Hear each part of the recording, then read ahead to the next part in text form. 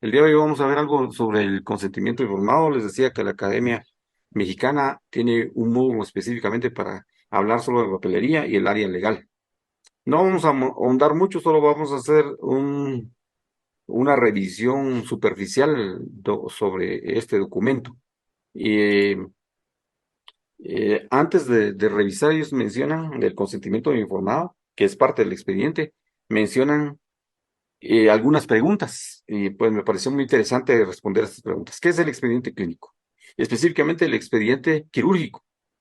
Aquí dice que es una información, un documento donde se informa de la atención médica recibida por el paciente, específicamente el historial, diagnósticos, tratamientos y específicamente el tratamiento quirúrgico que se pretende dar al paciente según su patología. Según la Academia Mexicana, hay leyes que regulan cómo debe manejarse el expediente clínico. Y ellos dicen que, por ejemplo, hay una norma mexicana y hay una ley estipulada que desde el 2012. Estuve investigando sobre Guatemala, todavía no tenemos certeza si tenemos una ley específicamente para el expediente clínico. Alguien que nos dio una conferencia la vez pasada sí nos mencionó que se están elaborando y que por eso es que también las demandas habían aumentado. Entonces, habría que leer sobre nuestro país. ¿Cuál es la relevancia del expediente clínico en un proceso legal? Al final se considera una prueba. Una prueba es el expediente clínico de todo lo que pasó, de todos los hallazgos, de todo el historial del paciente y toda la atención que se le brindó. ¿Cuáles son las facetas del expediente clínico?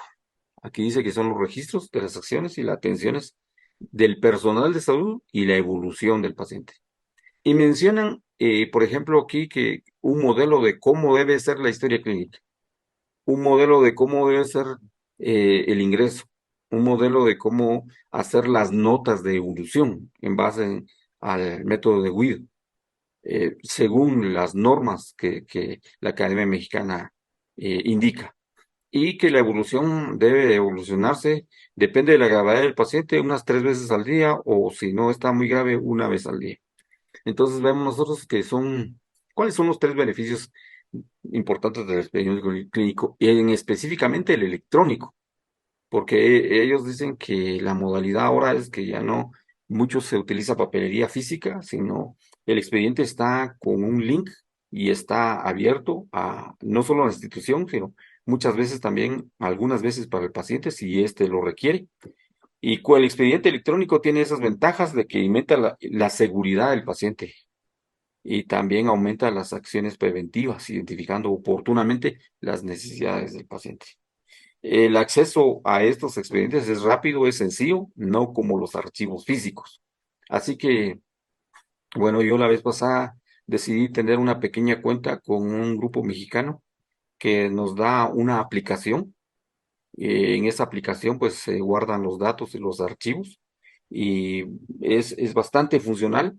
Yo lo hice más para el control de los pacientes. Creo que aquí tengo el nombre, se llama IDAMEDIC. Entonces, creo que no podemos negar que estamos viviendo en otra etapa del tiempo y necesitamos muchas veces tener estos tipos de recursos. ¿En qué reglamento se encuentra el expediente clínico, su marco normativo? Aquí está la ley donde está cómo se debe realizar y qué importancia tiene. ¿Cómo debe expresarse una nota médica de un expediente clínico? Aquí hasta esto debe expresarse de manera clara, legible, precisa, objetiva y completa. Muchas veces hasta recomiendan, si no tiene buena letra el médico, como es usual, se hagan notas así por escrito en- a máquina o a computadora a fin de que sea más legible. Y algunos datos importantes de cualquier nota es la fecha, la hora, precisamente bien descrita el nombre del paciente para no confundirse, el tratamiento, diagnóstico y evolución del paciente. Esas son las notas, ¿no? ¿Quiénes son las autoridades competentes para solicitar el expediente clínico? Pues aquí hay varias autoridades, depende si el paciente lo solicita a través de un facultativo legal. Si el paciente lo solicita, no se puede negar y entonces sí hay autoridades competentes para darles el expediente. Aquí mencionan un tiempo determinado, por ejemplo, cuál es el periodo mínimo de conservación de un expediente clínico. Y aquí los mexicanos dicen que el término son en promedio 5 años. Em, Nosotros trabajamos un tiempo para el Seguro Social y eran como 6 años, no había mucha diferencia. Y luego de 6 años, siempre, si el paciente lo requería, iba a pedir una copia. Y antes, ya después de los 6 años, no habría posibilidad de conseguir el informe por lo reglamentado. Bueno, específicamente vamos a entrar al consentimiento informado, que esto sí pienso que es un tema que a todos nos compete y muchas veces no le hemos puesto el suficiente interés y algunas veces le decimos a un abogado que lo haga y el abogado pues eh, trata de como que de ayudar un poco al médico y que al final no tiene ninguna validez si lo hacen para proteger al médico. Entonces, vamos a ver que el consentimiento informado es un proceso mediante el cual el paciente tiene derecho de recibir información completa. Este es el objetivo, que el paciente reciba toda la información pertinente de su enfermedad y de su procedimiento antes de operarlo. Principalmente las complicaciones que se puede recurrir a la hora de estar operando. Y bueno, si el paciente sabe todo esto, porque muchas veces también le hablamos en nuestro lenguaje puramente nosocomial, un lenguaje médico, y ese lenguaje a veces no es bien interpretado. Entonces, el consentimiento informado es para que el paciente reciba una información completa en su lenguaje, en sus términos, que sea sencilla. Eh, También debe incluir los detalles de cada uno de los procedimientos que vamos a hacer y las posibles complicaciones que puedan tener. Y el paciente lo tiene que saber. Tampoco es decirle a un paciente, mire, usted se va a morir, como pasa algunas veces, porque entonces así nadie quisiera, pero se deben establecer los riesgos de infarto, los riesgos de hemorragia, los riesgos de infección, que algunas veces es mayor en algún tipo de paciente. No siempre la hemorragia es el primer problema.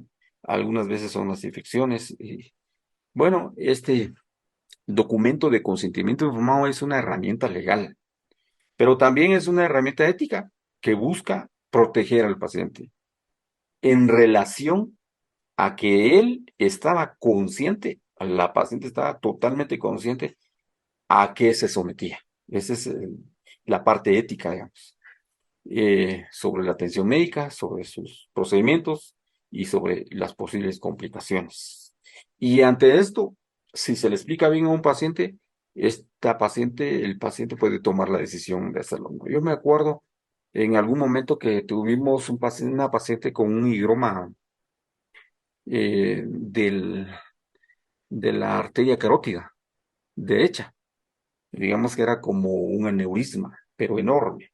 Y ya no podía ella dormir y tenía el aneurisma muy grande, se le miraba como una masa que pulsaba la masa y se decidió hacer una cirugía grande. El higroma, pues se pensó que tenía componente neoplásico, así que llamamos al oncólogo y el oncólogo vio todo el procedimiento y dijo, no, en esto vamos a tener que ligar la arteria carótida.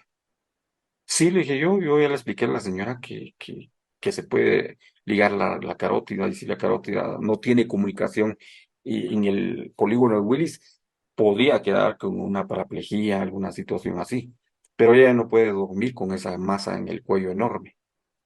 Bueno, él fue tan sincero y le dijo a la señora, fíjese señora que usted ya no va a poder caminar porque la mitad del cuerpo ya no va a estar bien.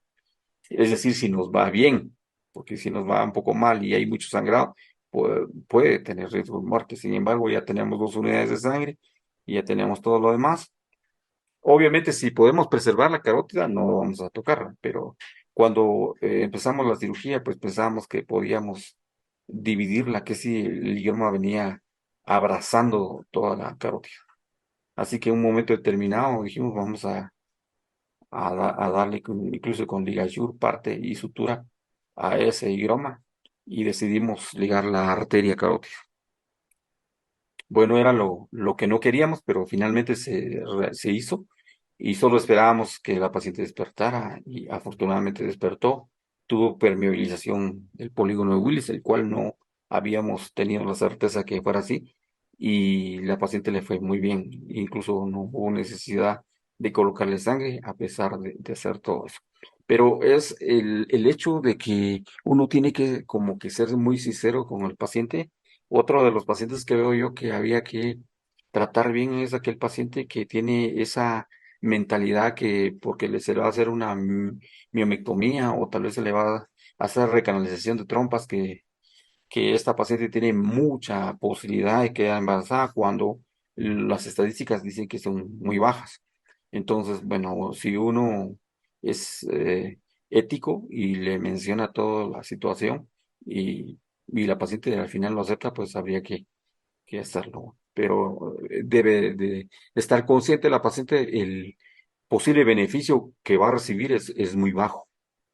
Entonces, el objetivo fundamental del consentimiento informado es que los pacientes tengan derecho a participar en las decisiones de situación médica y que en base a todo el panorama, a todo el contexto que el médico da, ellos puedan decidir sin que haya una inclinación del médico como para decir, mire usted, si no se lo opera, se va a morir tampoco, para no presionar y no coaccionar al paciente.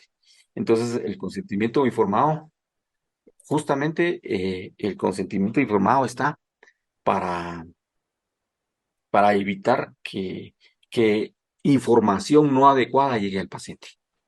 Y esto es muy importante. Algunas veces, por el tiempo que llevamos, que tenemos, eh, que es un poco reducido, no le damos la atención al paciente y muchas veces ya luego suceden cosas que eso no lo sabía, eso no me lo dijeron. Así que el consentimiento informado es justamente para hacer que el paciente tenga un buen panorama de su enfermedad, de los posibles riesgos que tiene y que él participe activamente, conscientemente y que tome una decisión autónoma, sin presión.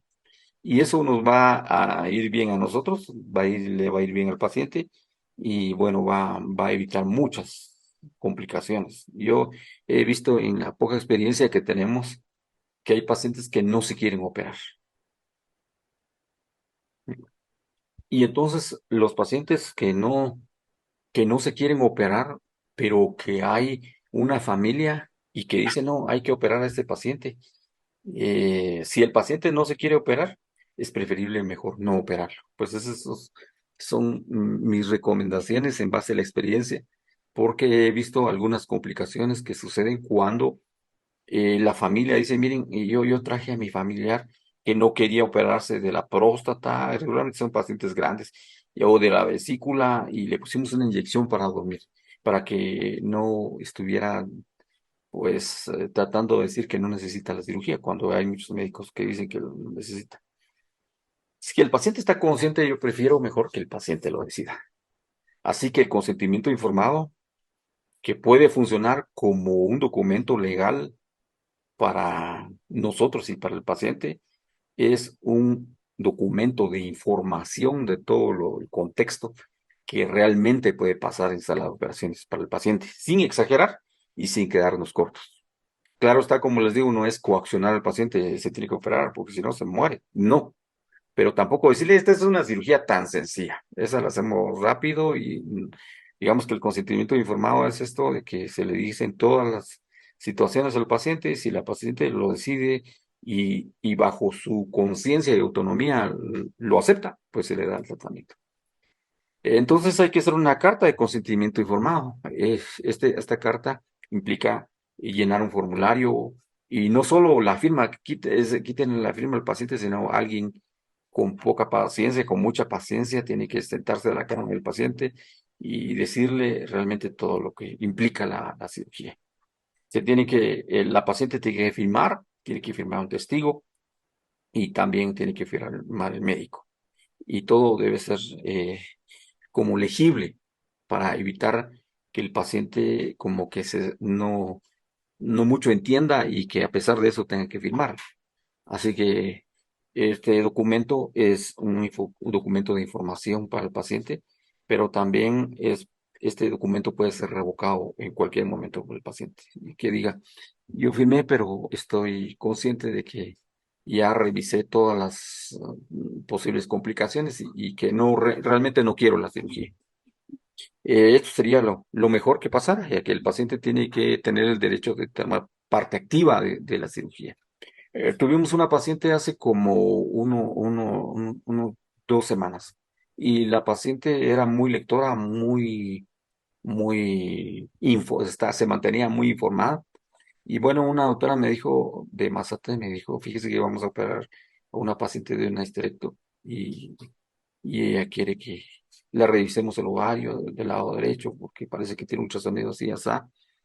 Pero lo que realmente ella recomienda y que no se los va a olvidar es de que se le quiten, si se le va a quitar el útero, que se le quiten las trompas, dijo ella, que el cáncer de ovario puede empezar a generarse a partir de la trompa de falopio por el tipo de epitelio. Entonces, en cierta manera, esta paciente sí tiene razón. Entonces, eso es lo que hacemos, que el paciente tome parte activa, que la paciente esté consciente y que se haga también lo que se considere prudente. Claro está que uno como médico deberá de recomendarle, no esperar que el paciente diga todo esto. Pero hay pacientes muy lectores y como hay información en todos lados, entonces algunos pacientes pues están más informados que otros. Así que es importante que la carta esté redactada de manera clara, comprensible y como les decía, no se tiene que usar un lenguaje muy nosocomial, muy dado de los términos médicos, porque entonces puede hacer que luego la paciente diga, yo no entendí eso que decía ahí, solo me dijeron eso, por ejemplo, una colistectomía o una histerectomía, y yo no entendí eso. Eh, Así que muchas veces uno tiene que hasta hacer dibujitos y explicarle al paciente en relación antes de que firme el consentimiento informado. Y también en la redacción del consentimiento informado tiene que ir realmente la complicación número uno que puede pasar es hemorragia. ¿Por qué? Por el corte de tal. Complicación número dos que puede pasar es infecciones a largo plazo, por esto y esto. Digamos que no solo diagnósticos, sino detalles.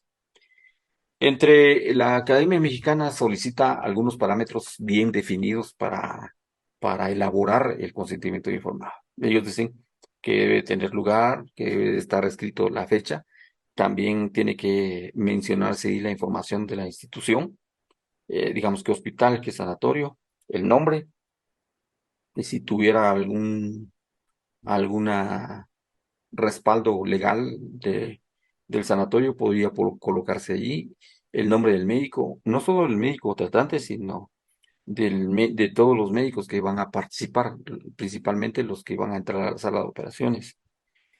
También información del paciente, descripción del procedimiento o tratamiento. También se debe incluir en esto el beneficio que va a tener el paciente. Digamos que esperamos un beneficio. Si, por ejemplo, la paciente estuviera sangrando por una hemorragia, por un mioma y que haya necesidad de hacer una histerectomía, el beneficio es que ya no va a sangrar. Ese es también que debe de estar incluido en el consentimiento informado. También se menciona algunas alternativas que debiera de haber en relación a la patología que la paciente tiene. Por ejemplo, si la paciente nos pasó con un mioma, por ejemplo, y había que hacerle varios tipos de tratamientos desde, no era con un mioma, sino era una histerectomía más una corrección de cistocele. Entonces, describimos ahí con la doctora que estaba haciendo el consentimiento informado que teníamos que decirle que inclusive grados menores de prolapso, o con pesarios, con otro tipo de tratamientos, podría incluso mejorar. Y digamos que eso se tiene que decir en el consentimiento informado, explicar qué otras alternativas al tratamiento quirúrgico. Puede ser tratamiento médico. Si la paciente, a pesar de escuchar esto y y nosotros explicarles por qué razón le hacemos la cirugía, lo acepta, pues eso sería lo mejor. También, por eso va en alternativas del tratamiento. La autorización debe ser explícita y debe ser firmado también por un testigo, un familiar de la paciente. Tiene también el derecho de retirar el consentimiento informado. Em, este consentimiento, según la Academia Mexicana,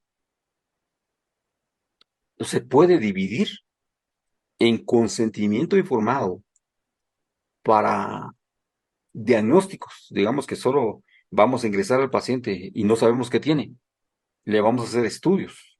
Pareciera ser que hay un consentimiento informado, según lo que nos mencionan aquí, que debe ser solo diagnóstico. Usted ingresa y nos autoriza a hacerle una hematología, nos autoriza a hacerle los estudios tal. Pero también un consentimiento informado de la hospitalización médica, que ella necesita hospitalizarse, necesita estar con tantos aproximadamente cuántos días y qué se le va a hacer en ese tratamiento. También hay un consentimiento informado quirúrgico, que es a lo que vamos, ¿no? Que realmente esto sí detalla detalles técnicos y detalles minuciosos del procedimiento que se le va a hacer. Y algunas veces son pasos. Primero hacemos una cosa en fases, luego otra cosa o luego otra cosa, y qué implica y qué riesgos tiene cada fase. Así que hay tres tipos de consentimiento informado. El consentimiento informado para diagnóstico, digamos, si vamos a hacer una esteroscopía, vamos a hacer una endoscopía, hay hay un documento específico para este diagnóstico. Si va a ser hospitalizada la paciente o el paciente, debe de ser otro consentimiento informado. Y si van a tener cirugía, ese es otro consentimiento informado. Eso es lo que dice la Academia Mexicana. Así que inclusive hay un consentimiento informado para participación de estudios clínicos. Eh, y el caso de nosotros, vamos a ver para procedimientos específicos, ciertos procedimientos médicos que pueden requerir un consentimiento para algún tipo de cirugía. Creo yo que esto ha sido la presentación. Sin embargo, pues el objetivo real es presentar un modelo, renglón que habíamos visto en el mismo estudio. Lugar, fecha, nombre de la institución. Como les decía, esto algunas veces no se hace, pero debiera de incluirse. Otra es el establecimiento médico, la razón social, digamos, luego el paciente. Entonces aquí yo, en nombre de la paciente, declaro que soy mayor de edad y cuento con capacidades físicas y mentales para conceder el procedimiento y que voy a recibir. Declaro que soy representante legal del parentesco si la paciente no estuviera consciente o no pudiera firmar un representante legal.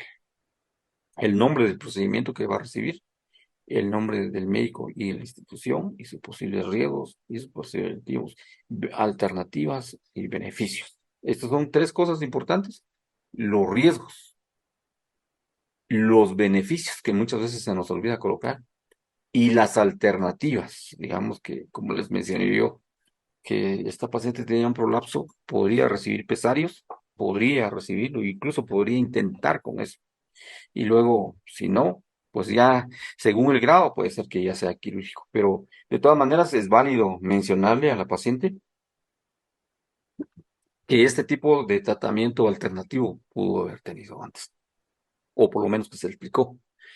Autorización del personal de salud para atención de contingencias y urgencias derivadas del acto autorizado. Bueno, aquí está la descripción detallada del procedimiento, los riesgos que se incluyen, los beneficios esperados y las alternativas. Luego, algunas firmas. Y creo que este nada más es una guía un poco superficial. Eh, creo que tenía una aquí que incluso le hicimos a una paciente con una doctora que tuvimos ahí. Bueno, este es otro tipo. Voy a dejar estos consentimientos ahí en el portal y para que puedan bajarlos. Y miren este consentimiento informado para un esterecto. Los médicos de salud guatemalteca, yo, el DPI, ginecóloga, y ustedes han Se le va a realizar un esterecto consistente en extirpación del útero, de la matriz, por vía laparoscópica, más una unilateralmente, patología asociada a criterio médico al momento de la intervención. Si bien la vía urinaria por la laparotomía es lo más frecuente, actualmente según condiciones puede ser vía laparoscópica. La esterectomía está indicada principalmente para el tratamiento de patologías uterinas, síntomas principales, miomas, sangrados, prolapsos, descensos genitales. El hecho de indicar este procedimiento se debe a que en mi situación actual no existe mejor alternativa. En caso concreto, la indicación de lo por qué le vamos a operar es la miomatosis uterina, dolor pélvico, dismenorrea, hidrosalpis. La pieza extirpada se enviará para su estudio histológico y se me informará del resultado. La histerectomía requiere anestesia y que será valorada, realizada por una unidad de anestesia. Y aquí también dice cómo la intervención médica existe un riesgo de complicaciones, incluso imprevistas, que esto es importante, imprescindibles, como el acto quirúrgico, la anestesia, la situación vital del paciente, mayor de 40 años, con diabetes, hipertensión, y aquí las posibles complicaciones, dice, hemorragia intraoperatoria, infecciones de herida, lesiones de órganos vecinos incluso, que este riesgo es muy bajo, pero hay que tomarlo en cuenta, o por lo menos se le menciona al paciente. Inclusive fístulas vesicovaginales, aunque afortunadamente nosotros casi no tenemos esa incidencia, sin embargo, por cuestiones tal vez de ética se le menciona. Posterior a la esterectomía hay ausencia de menstruaciones y no es posible que consiga un embarazo. Por si quisiera, pensaría estar embarazada luego del esterecto, porque al paciente no asumamos que todos saben esto. Mejor dejemos bien descrito. Y aquí existen otras alternativas, lo que él mencionaba, paleomecto, prolapso, tratamiento hormonal, es muy importante. Luego manifiesto que estoy satisfecha en la información y todo. Bueno, esto, en este caso, como yo no era el médico titular, no me involucro mucho en esto, porque yo les digo a los médicos, bueno, esperamos que cada quien haga el trabajo que corresponde. Y sin embargo, creo que entre los libros de cirugía y hay un módulo solo de expediente clínico, pues vale la pena hacer esas revisiones. Lo que yo he hecho desde hace un buen tiempo, eh, récord de operatorio de endoscópica de un procedimiento pélvico. Y aquí vean, este sí es una paciente real, nombre, tal, edad 40 años, teléfono, fecha, afiliación, y bueno, fue en el 2013. Hemorragia, miomatosis uterina. Entonces, digamos que este es ya el récord, no es nada del consentimiento informado, ya lo pasamos. Una pequeña situación de que no me sea muy difícil. ¿Es hipertensa o no es hipertensa? Aquí le pongo un chequecito si es hipertensa o no, y antecedentes quirúrgicos para que sea lo más rápido. Diagnósticos posoperatorios, hematosis de pequeños elementos, úlcera crónica a nivel cervical, y la operación histerecto vía laparoscópica, ofertomía. Aquí los datos generales de quienes participaron. Y, por ejemplo, aquí detalles operatorios. Pacientes a la operación de exposición de cúbito bajo efectos de anestesia general, tipo de gas inhalado, alotano, seborane. Previa asepsia, antisepsia y colocación de campos estériles se procede a cuál es la indicación. Aquí le colocamos la indicación por qué operamos hasta a esta señora. Y sería incisión tipo americana, regularmente es tipo americana. ¿De cuántos puertos? Aquí colocamos el número de puertos. Y aquí colocamos dónde, bueno, dónde colocamos los puertos. Digamos, colocamos un puerto aquí, colocamos otro puerto aquí, colocamos otro puerto aquí y posiblemente otro por acá o por acá. Y ahí marco dónde está. Y luego la descripción. Esto lo hice hace un buen tiempo. Lo he modificado algunas veces, muy pocas veces. Lo hago más con mis propios pacientes porque yo sé que cada quien tiene sus propios pacientes y pues tampoco me gustaría estar viendo los pacientes que no son míos. Útero, la pared cómo está, gruesa, con endometriosis o normal. Las masas, ¿tiene masas? ¿Dónde las tiene? ¿En el cuerpo, en el fondo? ¿Qué tamaño tiene aproximadamente? ¿Tiene adherencias ese útero? ¿A nivel de dónde tiene adherencias? ¿De ovarios, de trompa, del cuerpo, de dónde? ¿Hay sangrado o no hay sangrado? ¿Los ovarios cómo están? Poliquísticos. Y aquí solo es de colocarle un chequecito. Realmente no es de volver a escribir. Y lo hice así para evitar tantas situaciones. Bueno, trompas normales. Este paciente tenía una ORTB. Tiene sangrado, no tiene sangrado activo. Eh, la extracción del órgano, ¿dónde fue? En el epigastrio, en el umbilical, ¿dónde fue? O vía vaginal. Vimos otros órganos observados. Hígado, vimos estómago y cómo estaban aquí macroscópicamente bien. Luego hago la nota operatoria, aquí firmo. Bueno, este es el sanatorio donde estamos aquí en Ciela, por eso lleva ese nombre.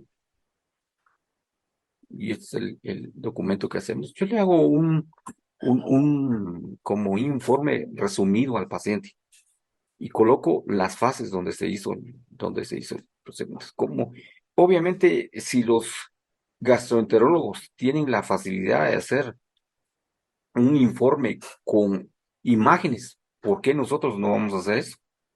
Entonces aquí coloco el nombre de la paciente, la fecha, imágenes transoperatorias de videolaparoscópicas y aquí, si es posible, le coloco vista general del útero, aquí vista lateral, luego aquí segunda fase, tercera fase y luego coloco ya cuando está afuera. Pues esto, sí, a mí me gusta hacer todos esos cuadros así pequeños. Apéndice tengo para histerecto, tengo para miomecto, tengo para un montón de situaciones y que sean un poco más fáciles de llevar. Entonces, esto se recomienda. ¿Y cómo hacemos eso? Con capturas de pantalla.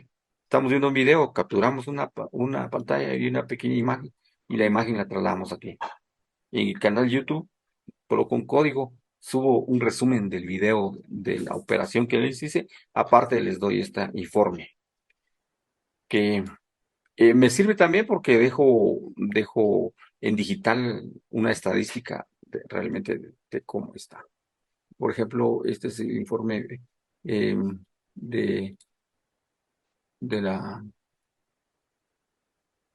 de la colecistecto, por ejemplo. Este es el informe médico. Este es el sanatorio donde trabajamos, por eso se llama, así está rotulado. Y entonces aquí vemos nosotros que, por ejemplo, son ya solo de rellenar formularios, nombre, diagnósticos, y al igual que el otro, también aquí abajo solo hago unos chequecitos en relación a cómo está. Por ejemplo, vesícula, es grande, es pequeña, es atrófica y todo, está atrófica. ¿Dónde le hice los puertos? Un puerto acá, puerto en el epigastrio, un puerto en hipocondrio, y, por ejemplo, aquí está un esquema de la vesícula. Podríamos decir que esta vesícula estaba muy grande y que tenía unas 2 10 piedras. Una imagen vale más que 1000 palabras, ustedes lo saben. Pero luego, ¿cómo estaba la vesícula? La pared, el contenido, tenía litos. Y aquí vienen todos estos datos que tuve que recabar para que luego, ¿cómo estaba el litos? Pues tenía de 5 milímetros adherencias de la vesícula, en el cuerpo tenía adherencias, en el bacinete mínimas, y entonces aquí que tomamos los criterios de si es Parkland o es Nazar. Incluso en la anterior, de una vez coloqué ahí Nazar, qué tipo de Nazar es, y solo le dejo un chequecito. Y al igual que el anterior, en la hoja reversa coloco una gráfica de cómo está. Inclusive podríamos colocar en el preoperatorio cómo está el ultrasonido para hacer una correlación si tuviéramos todo el expediente. Nosotros cuando estamos en el sanatorio ingresamos los propios pacientes nuestros, casi la mayoría le hacemos etcétera. Las recomendaciones posoperatorias, digamos, del paciente con histerecto, porque muchas veces los pacientes con ha sido operada por el método laparoscópico, que tienes las siguientes ventajas, y que es la educación sanitaria sobre los cuidados y el reposo. Caminar entre cosas más importantes. Cuidados de la cicatriz, relaciones sexuales, alguna información adicional. Estas son, por ejemplo, algunas recomendaciones postoperatorias para evitar pequeñas hemorragias, para evitar un montón de situaciones que bien se pudieron evitar si les hubiéramos dado este documento.